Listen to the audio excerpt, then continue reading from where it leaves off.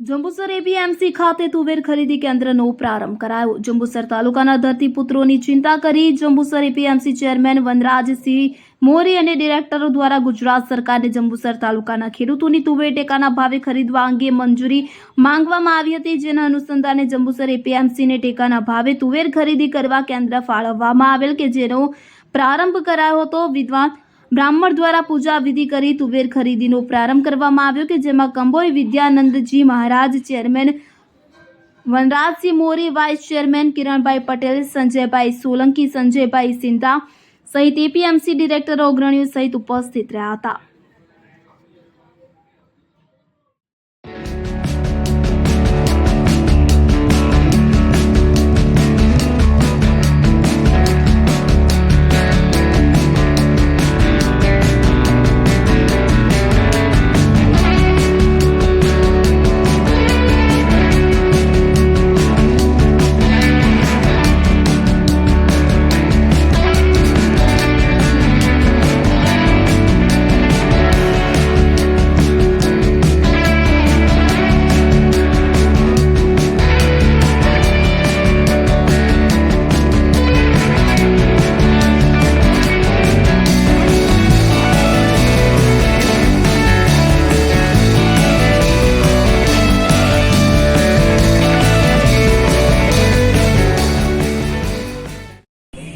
જંબુસર ખેતીવાડી ઉત્પન્ન બજાર સમિતિના ચેરમેન વનરાજસિંહ મોરી, હું વાઇસ ચેરમેન કિરણભાઈ પટેલ, વેળાદ જિલ્લા પંચાયતના સભ્ય સંજયસિંહ સિંધા,